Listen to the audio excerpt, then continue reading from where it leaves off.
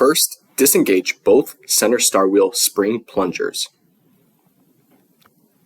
Next, rotate the Starwheel clockwise to unlock from the mushroom pins.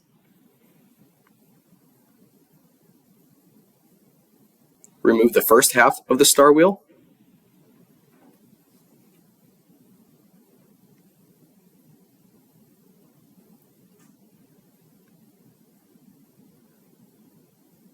Rotate the other half of the Starwheel around.